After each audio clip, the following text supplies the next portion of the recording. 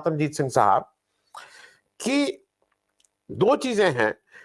मैं भारत जोड़ो यात्रा की बात थोड़ी आपसे इसलिए कर लूं कि भारत जोड़ो न्याय यात्रा जो पार्ट 2 को ये बोल रहे हैं, उसके बारे में केसी त्यागी जी का कहना है कि ये बिल्कुल कांग्रेस ने गलत काम किया। कांग्रेस को इसको इंडिया गठबंधन के उस पे बैनर पे करना चाहिए था। इसके हमारा जरा कैमरा ला के कोई ठीक कर देना है, कैमरे में आधा वो कट रहा है, आप लोग ठीक ही नहीं करते और वहां से देखते रहते हो। ये मुझे ऐसा लग रहा है कि ये वाली चीज कहना आवश्यक इसलिए है कि कांग्रेस क्या करती, कांग्रेस एक एक के पास जाए कि भाई आप टाइम दे रहे हैं, आप टाइम दे रहे हैं, आप टाइम दे रहे हैं।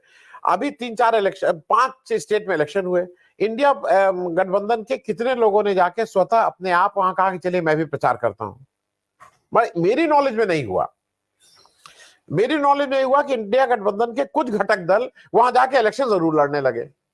वोट जो मिले वो मिले, उस वोट की बात अभी नहीं करनी चाहिए। तो आतमजीत सिंह साहब, पहला प्रश्न यहां से मैं शुरू कर रहा हूं कि आपको क्या इंडिया गठबंधन के में कहीं ये लग रहा है कि सीट शेयरिंग को लेके बड़ा झगड़ा होने वाला है, एक।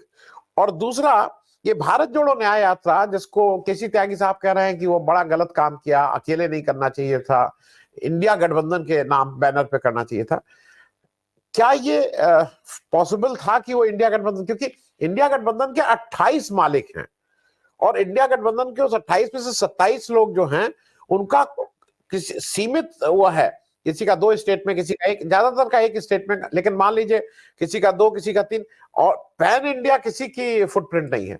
तो इन दोनों चीजों पे जरा मैं आपसे पहला वक्तव्य इस पे ले लूं, आतमजीत सिंह साहब।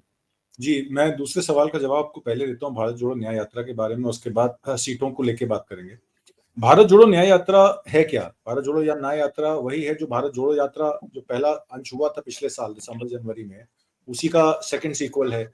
भारत जोड़ो न्याय यात्रा किस लिए है? भारत जोड़ो न्याय यात्रा इसलिए है कि सामाजिक, आर्थिक और राजनीतिक तरीके से जिस तरीके से अन्याय हो रहा है देश में, आपने देखा अर्थव्यवस्था का क्या हाल है। मनमोहन सिंह सरकार में जब 2004 में सरकार आई थी तो 9.8 to 9.2% ग्रोथ रेट था। जब यूपीए 2 आई तो 7.8 to 8.2% ग्रोथ रेट था।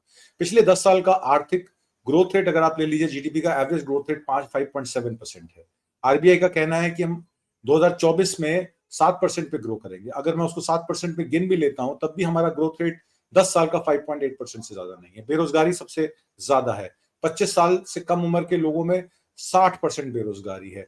इन्फ्लेशन 6.5% से कभी नीचे गया नहीं। सीरियल इन्फ्लेशन, फूड इन्फ्लेशन कभी 10.5-11% से नीचे गया नहीं। रिटेल इन्फ्लेशन आज की डेट में 6.6% है। दो मुद्दे अहम हैं आर्थिक अन्याय में, एक बेरोजगारी और दूसरी महंगाई। सामाजिक न्याय लोगों को मिला नहीं। राहुल गांधी ने खुद कहा कि 97 सेक्रेटरीज इस देश के पास है, जिसमें 3 सेक्रेटरीज ओबीसी समाज के हैं। यूनिवर्सिटीज में आप मुझे बता दीजिए कितने यूनिवर्सिटी के चांसलर्स या प्रोफेसर जो हैं वो ओबीसी SC ST समाज से आते हैं। सरकारी नौकरियों में कितने स्थान रिक्त पड़े हैं जो जनरल पोजीशंस में दे दिए जाते हैं। तो सामाजिक न्याय पे एक मुद्दा है जिसपे ये भारत जोड़ो न्याय यात्रा निकल रही है। तीसरा मुद्दा है उसका राजनीतिक। जिस तरीके से 146 मेंबर पार्लियामेंट्स को नई पार्लियामेंट से निकाला गया, संगोल की राजनीति की गई, एक तरीके से राजशाही लोकशाही पे हावी हो रही है, जिसमें विधायिका के जितने बिल्स हैं वो वीटो से वॉइस वोट से पास करा दिए जाते हैं। स्टैंडिंग कमेटी पे रिपोर्ट जाती नहीं है, ज्वाइंट जेपीसी बनते नहीं है, चर्चा होती नहीं है। उसके बाद जब वो लॉज लागू कर दिए जाते हैं तो उसमें त्रुटियां पाई जाती हैं, फिर उसमें अमेंडमेंट्स की जाती हैं। पिछले 10 साल में हमने ये देखा है। तो तीनों मामलों में, चाहे वो सामाजिक हो, आर्थिक हो या राजनीतिक हो, इन तीनों मामलों में ये सरकार विफल रही है। और इसी को लोगों तक पहुंचाने की किस तरीके से हम लोग के माइक बंद कर दिए जाते हैं, हमें अपनी बात नहीं कही दी जानी जाती, और दुनिया में देश का लोकतंत्र का जो पिटारा है वो किसी तरीके से ऐसा खुल गया कि लोग अब कहते हैं इस देश में लोकतंत्र है ही नहीं, यहाँ राजशाही चल रही है।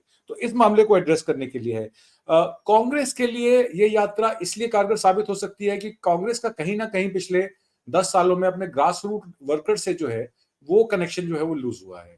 इसीलिए अपने प्रदेश सचिवों और प्रदेश अध्यक्षों के साथ डिस्ट्रिक्ट लेवल पे जहां जहां वो जाएगी, मेरे ख्याल से इस भारत जोड़ो न्याय यात्रा में करीब 353 असेंबली सीट्स और करीब 100 लोकसभा सीट वो मणिपुर से महाराष्ट्र कवर करेगी। तो ये बैटल ग्राउंड स्टेट्स हैं। महाराष्ट्र में, बिहार में, उड़ीसा में, वेस्ट बंगाल में, गुजरात में, यूपी में, राजस्थान में। ये यात्रा का ये रोड मैप है और इस यात्रा में असेंबली इलेक्शंस के बाद किस तरीके का माहौल है और लोग अपेक्षा क्या कर रहे हैं इंडिया अलायंस से या कांग्रेस पार्टी से, उस बारे में चर्चा होगी। और न्याय यात्रा का यह भी एक मकसद है कि सांप्रदायिक ताकतों से कैसे लड़ा जाए, देश में आपसी सौहार्द और ब्रदरहुड की जो राजनीति थी वो कैसे मेंटेन हो, और जिस तरीके से देश पिछले 75 साल से चला आ रहा है, अमृत काल में ऐसा क्या विष पी लिया लोगों ने कि सिर्फ या तो हिंदुत्व की बात होती है या उन 10% लोगों की बात होती है जिन पे देश के 60% संसाधन है और जिन पे 57% इनकम है देश की सालाना दर सालाना, और देश का जो 50% आदमी है वो वहां पे खड़ा है, ना उसके पास नौकरी है, ना उसके पास इनकम है, ना उसको ये नजर आ रहा है कि आगे मेरा देश में आर्थिक विकास कैसे होगा। भारत जोड़ो यात्रा की बात। अब आप दूसरी बात जो आपने कही, सीट शेयरिंग की बात, तो सीट शेयरिंग का जहां तक सवाल है, सांप्रदायिक ताकतों के खिलाफ पहले भी गैर सांप्रदायिक पार्टियां इकट्ठी हुई थी, और यूपीए 1 जब सरकार बनी थी तो कांग्रेस के पास सिर्फ 148 एमपी थे, और उस समय लालू यादव बिहार से, उत्तर प्रदेश से मायावती, और सब लोगों ने मिलकर यह डिसाइड किया था कि बीजेपी नहीं आनी चाहिए चाहे कोई आ जाए। और वो उनका फेयर सही था, क्योंकि 2014 के बाद जब बीजेपी की सरकार आई तो 10 सालों में हमने देख लिया इन्होंने क्या उलट पलट किया। तो इसका मतलब है गैर सांप्रदायिक पार्टियों को पहले से अंदेशा था, वो पहले इकट्ठी थी, क्योंकि वो योजनाबद्ध तरीके से 2014 में इकट्ठी नहीं हो पाई। करप्शन का मामला उठाया गया यूपीए सरकार के खिलाफ, जिसके बावजूद बीजेपी सत्ता में आई, और 2019 में उसने पूरा केंद्रीकरण सांप्रदायिकता के थ्रू कर लिया। और आज की डेट में देश का फेडरल स्ट्रक्चर खतरे में है। देश की तमाम स्टेट्स में, ऑपोजिशन रूल स्टेट्स में खासकर ये आवाजें आ रही हैं कि सेंटर हमारा कोऑपरेट नहीं करता, मनरेगा के मजदूरों को पैसा नहीं मिलता। देश में अगर आप जीडीपी को देखें और जीडीपी से अगर आम आदमी की इनकम की बात करें तो पर कैपिटा इनकम में हम नीचे पायदान पे खड़े हैं, किसानों के मामले में हम नीचे पायदान पे खड़े हैं। तो बहुत सारी ऐसी चीजें हैं जिसमें ये सरकार विफल रही है, और इसकी विफलता का कारण है इंडिया अलायंस का होना। सीट अरेंजमेंट कोई बड़ी बात नहीं है, आपने पहले प्रोग्रामों में भी बताया है कि अब कांग्रेस ने खुद ही कह दिया है कि हम 400 सीटों पर नहीं लड़ेंगे, 255 सीटों पर कॉन्सेंट्रेट करेंगे। तो लड़ाई है कहां? जिन जिन स्टेटों में अरेंजमेंट होना है वहां हो जाएगा। और जहां तक रहा मायावती का मामला उत्तर प्रदेश में, मायावती अगर आ भी जाती हैं अलायंस में तब भी कोई नुकसान नहीं है, और अगर नहीं आती हैं तो जाहिर सी बात है कि यूपी में बीजेपी को उसका फायदा मिलेगा। जी आनंद जी आतंकजीत सिंह साहब, इसी बात पे जरा आपसे कर लें, उत्तर प्रदेश में आपको क्या नहीं, आपसे एक और प्रश्न था जो मेरे दिमाग में था, क्या मैं लिखा हुआ था, ये मिनिमम एमएसपी आप लोग भूल गए क्या?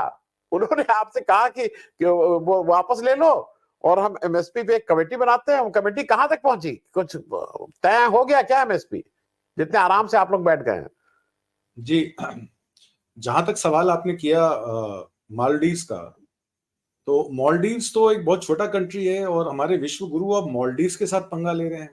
नेपाल में हमारी फॉरेन पॉलिसी फेल हो गई, श्रीलंका के साथ हमारी फॉरेन पॉलिसी फेल हो गई, बांग्लादेश हमसे आगे निकल गया, पाकिस्तान बेचारा अपनी जद्दोजहद में है, तो अब और कोई नहीं मिला तो मालदीव्स और इन कंट्री से अब हम लोग जूझे पड़े हैं। और मैं बड़ा हैरान था, अक्षय कुमार का एक ट्वीट आया या उनका कोई बयान आया, उन्होंने कहा कि भाई मालदीव से बढ़िया लक्षद्वीप है। तो ये वही अक्षय कुमार हैं जो कहते हैं कि अगर फॉरेन लोकेशन होती तभी मैं वो पिक्चर करता हूँ।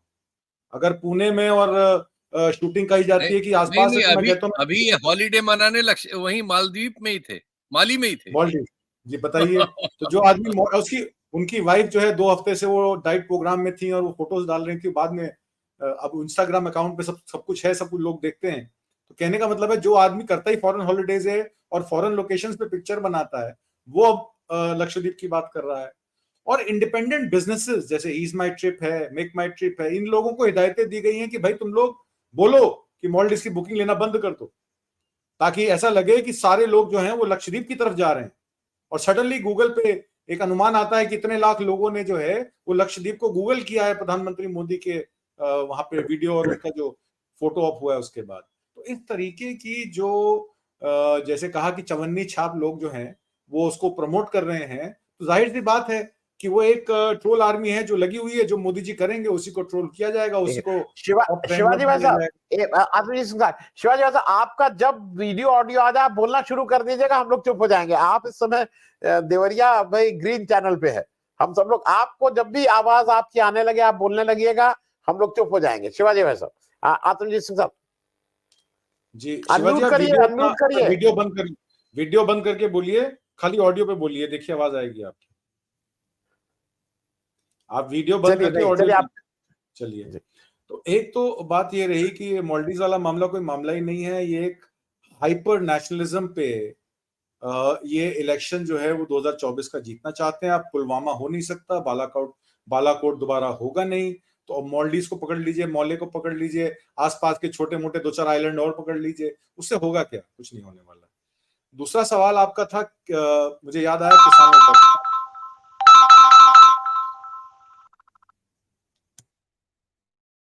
सवाल आपका आया किसानों पर, तो किसानों पर यह है कि 2 तारीख को जंदियाला में, अमृतसर में, और 6 तारीख को बरनाला में 18 किसान संगठन और एसकेएम नॉन पॉलिटिकल के करीब 20 संगठन जो ऑल इंडिया बेसिस पे हैं, कर्नाटक, केरल, तमिलनाडु, उड़ीसा, हिमाचल, हरियाणा, पंजाब, राजस्थान, उत्तर प्रदेश, उत्तराखंड, ये सारी स्टेटों के जो किसान लीडर्स थे वो इकट्ठे हुए।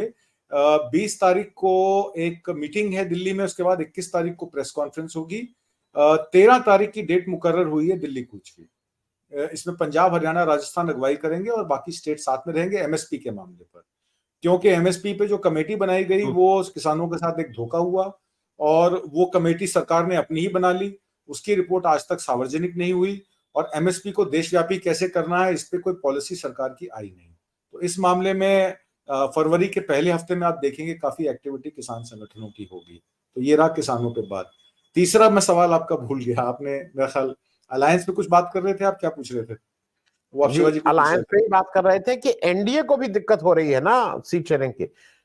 एनडीए को डेफिनेटली दिक्कत होगी, इनफैक्ट एनडीए ज्यादा परेशान है क्योंकि महाराष्ट्र में अब आप देखिए जो उदित ठाकरे साहब की जो शिवसेना है वो अलग हो गई है, एकनाथ शिंदे की अलग हो गई है। तो ये तय करना मुश्किल है कि कितनी मेंबर पार्लियामेंट सीट्स में शिंदे साहब वोट दिलवा पाएंगे। एनसीपी भी 2 फाड़ हो गई है। अजीत पवार जो कि जिन पे सीबीआई ईडी की इंक्वायरी चल रही थी बीजेपी की, सडनली वो वॉशिंग मशीन में वॉश आउट हो गए, मतलब वो तो सफेद हो गए हैं। तो अब अजीत पवार की क्या पोजीशन है, क्या वो कोई सीट दिलवा सकेंगे बीजेपी को? तो मामला बड़ा अधर में लटका है। बिहार में आपने जैसे कि कहा कि जेडीयू की 16 सीटें जो एनडीए गठबंधन में महत्वपूर्ण थी, एनडीए की सरकार बनने में, जब 2014 में सरकार बनी थी, वो 16 सीटें अब जेडीयू की उनके पास है नहीं। जहां तक झारखंड का सवाल है, झारखंड, उड़ीसा और तेलंगाना, इसमें 53 या 56 सीटें जो थी वो एनडीए में गठबंधन में बीजेपी के सपोर्ट में थी, जिसमें मेरा ख्याल से 33 सीटें जो थी वो इन 356 सीटें टोटल थी, जिसमें 10 बीआरएस की थी, 13 उड़ीसा की बीजेडी की थी और करीब बाकी बैलेंस जो थी वो झारखंड मुक्ति उसकी जेएमएम हेमंत सोरेन की थी। अब हेमंत सोरेन के खिलाफ आपने खुद ही कहा इन्होंने ईडी के नोटिस भेज दिए हैं, तो ईडी के नोटिस भेज के उनको डरा रहे हैं कि भाई अगर तुम इंडिया अलायंस में जाओगे तो हम तुमको अरेस्ट कर लेंगे और अगर तुम हमें सपोर्ट करोगे तो तुम भी अजीत पवार की तरह व्हाइट वॉश हो जाओगे।